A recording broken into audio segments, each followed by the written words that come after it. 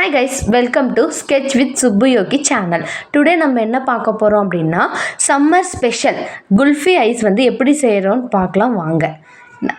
First ஒரு பேனில் 1/2 litre பால் வந்து நல்லா கொதிக்க காய வச்சுக்கணும். அது வந்து நல்லா கொதி வரணும் பாருங்கள், நல்லா கெட்டி பதத்துக்கு வந்து வரணும். லைட்டாக தண்ணி விட்டுக்கோங்க. நெக்ஸ்ட்டு பக்கம் கார்ன்ஃப்ளவர் 1 ஸ்பூன் எடுத்துகிட்டு நல்லா கலக்கி விட்டுக்கோங்க. அங்கே பாருங்கள், இந்த மாதிரி ஒரு ஸ்பூன் போதும். அப்புறம் வந்துட்டு கார்ன்ஃப்ளவர் மாவு ஆட் பண்ணதுக்கப்புறம் பாருங்கள் எவ்வளோ திக்காக இருக்குது பால் அப்படின்னு சொல்லிட்டு பாருங்கள் எப்படி இருக்குது அப்படின்ட்டு. நல்லா அந்த கார்ன்ஃப்ளவர் போட்டதுக்கப்புறம் நல்லா கிண்டி விட்டுட்டே இருக்கணும்.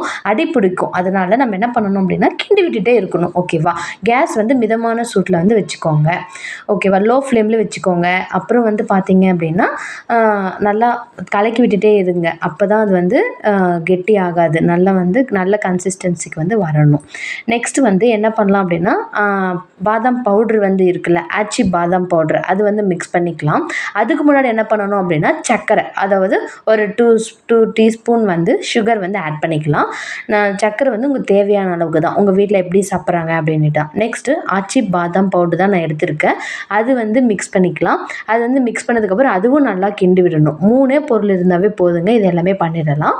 அங்கே பாருங்கள் நல்லா வந்து கிண்டி விட்டதுக்கப்புறம் பாருங்கள் எப்படி பதம் வந்திருக்கு அப்படின்ட்டு. நல்லா கிண்டிகிட்டே இருக்கணும். கார்ன்ஃப்ளவர் மாவு போட்டதுக்கப்புறமும் கிண்டிகிட்டே இருக்கணும். அப்புறம் ஆச்சி பாதாம் பவுடர் மிக்ஸ் ஆட் பண்ணதுக்கப்புறமும் கிண்டிகிட்டே இருக்கும். பாருங்கள் எவ்வளோ பதத்துக்கு வந்துருச்சு. அப்புறம் ஆற வச்சுட்டு ஒரு கிளாஸ்க்கு வந்து மாற்றிடுங்க. கிளாஸ் மாற்றிட்டு அப்புறம் அந்த கவர் போட்டு மூடிடுங்க. ஓகேவா? ஃப்ரீசரில் வச்சுடுங்க. மறக்காமல் லைக் பண்ணுங்கள்.